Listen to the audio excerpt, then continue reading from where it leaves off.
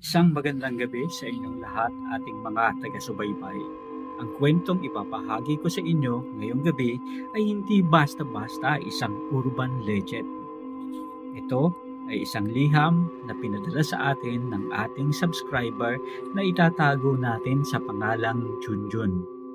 Ayon sa kanya, nangyari ito noong mga nakaraang taon sa isang liblib na baryo sa Siquijor. Babala, ang mga detalyeng maririnig ninyo ay maaaring hindi angkop sa mga sensitibong tagapakinig. Ito ang katotohanan tungkol sa kwento ng pakikipagtuo sa isang mambabarang. Ito na mga katropa.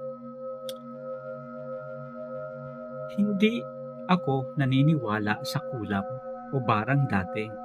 Lumaki ako sa Maynila, kaya tingin ko sa mga ganyan, kwentong probinsya lamang yan.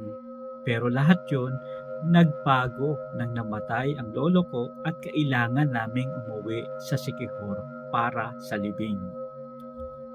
Doon, nakilala ko si Mang Tasyo. Isa siyang kapitbahay na laging nakatingin ng masama sa amin. Sabi ng nanay ko may alitan daw sila noon tungkol sa hangganan ng lupa. Isang hapon, habang naglalakad ako sa tapat ng bahay niya, aksidente kong nasagi ang kanyang nakahilerang mga kawayan. Ubumbog, natapon ang laman nito, mga luyang itim at mga kakaibang insekto na kulay asul ang pakpak. Mura ang inabot ko kay Mang Tasyo. Pero ang huling sinabi niya bago ako tumalikod ang tumatak sa akin. Huwag kang mag-alala, iho. Ang mga alaga ko na ang lalapit sa iyo. Nakakapangilabot at nakakatindig ng balahibo.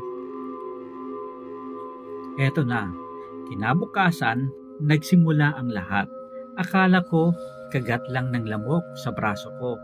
Pero habang tumatagal, ang pangangati ay naging parang gumagapang sa ilalim ng aking balat, sabi ni Junjun.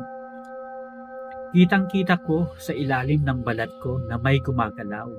Parang may uod na pilit lumulusot sa mga ugat ko. Dinala ako sa doktor ng aming bayan. Sabi nila, allergy lang daw ito. Pero habang nasa klinika kami, bigla akong napaubo. May lumabas na isang maliit na pakpak ng salagubang mula sa lalamunan ko. At doon, natakot ang nanay ko. Alam na niya na barang ito. Umuwi kami at tinawag ang pinakamalakas at kilalang albularyo sa lugar.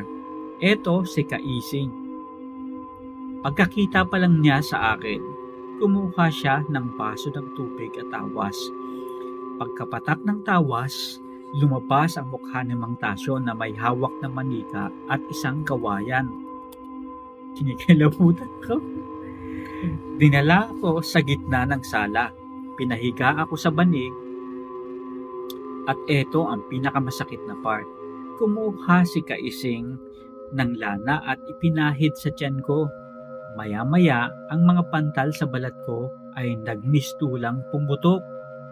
Parang pigsang kumukulo at sumasabog. Hindi nana ang lumabas kundi mga uod at ipis. Buhay sila. Gumagapang sila palabas sa mga butas sa aking balat. Ang sakit ay parang sinunog ang loob ng katawan ko. Sumigaw ako ng sumigaw pero ang boses na lumalabas sa bibig ko ay boses ni Mang Tasyo. Tumatawa siya.